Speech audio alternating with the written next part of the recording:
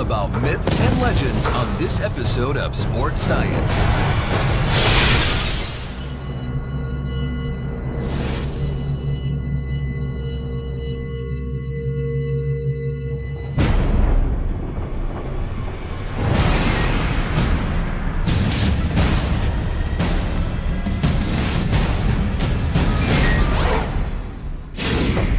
Some people think that hitting a baseball is the hardest thing to do in sports.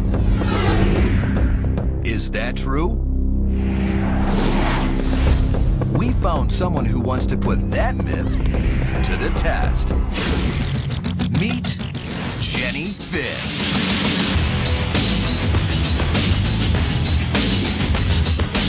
Jennie is a 6-foot-tall Olympic gold medalist and NCAA Pitcher of the Year. She believes that hitting a softball is harder than hitting a baseball and is here in our lab to prove it.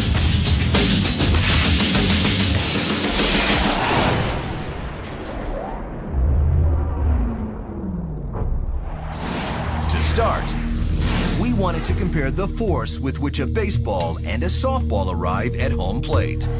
The harder it hits, the harder it is to hit. And we have our strike force plate behind here to actually measure the load or the force that the ball generates when it impacts. Basically, all you have to do is have the pitch break through these two beams and hit that plate, and we'll be able to collect the force that's generated.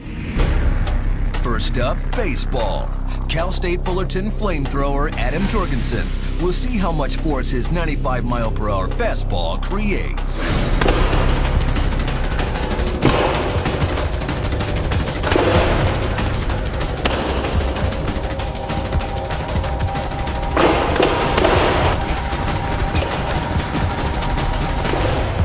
The 95-mile-per-hour fastball generates 2,411 pounds of force when it hits the strike force plate. Now, let's see if this softball generates more or less force than the baseball. Jennie's pitches will provide unprecedented data, so we can determine once and for all which contains more force, baseball or softball.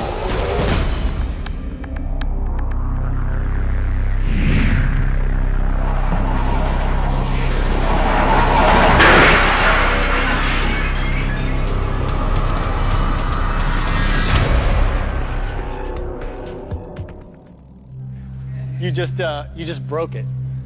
Look.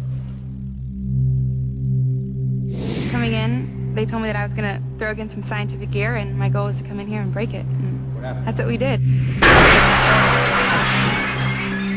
Jorgensen's missiles generated an impressive 2,411 pounds of force.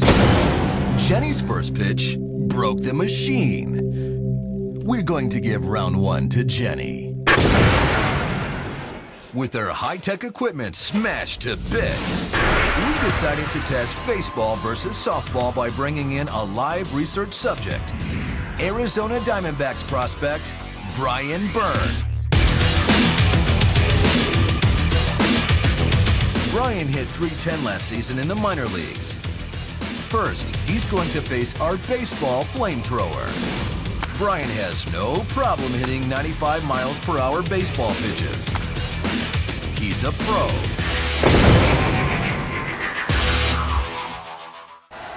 Now it's Jennie's turn, and Brian has to hit off a pitcher like none he's ever faced, and from a lot closer. Let's just hope she goes easier on him than she did on our gear.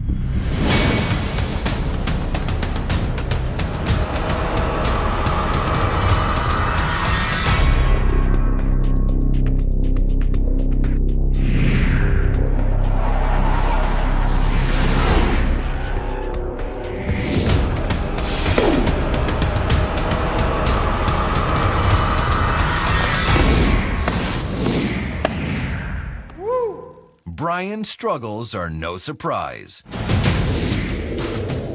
baseball hitter facing a pitcher standing 60 feet 6 inches away and throwing 95 miles per hour has only 395 milliseconds to react to the ball.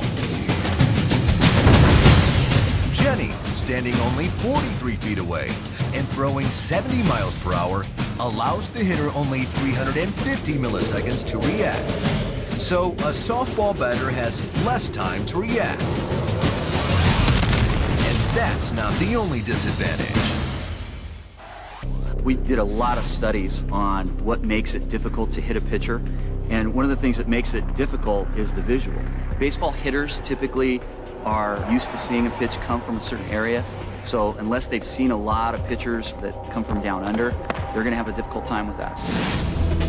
Our Vicon House of Moves motion capture technology allows us to break down the pitching motion of Jennie Finch in order to illustrate exactly why it's more difficult to hit a softball than a baseball.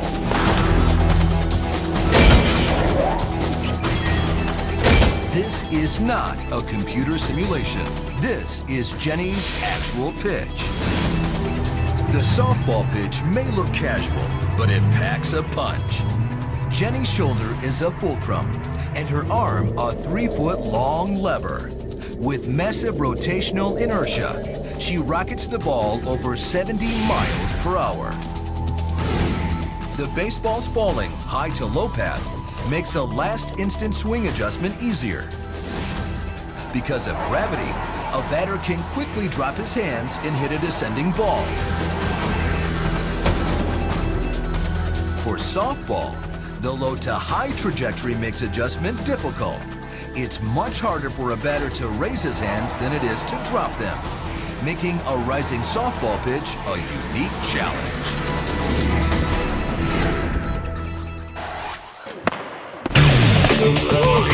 What did you think? It's just different, a lot different. It was tough. What's the biggest single difference? I think it's just the angle, and you know, Jennie was throwing some balls that rise. So the myth that hitting a baseball is the hardest thing to do in all of sports? Shattered. Oh. Coming up, Good morning. heavyweight fighter Chris Bird returns with a smile on his face. And the results of the sex test. And we'll put the screen to the test when we return on Sports Science.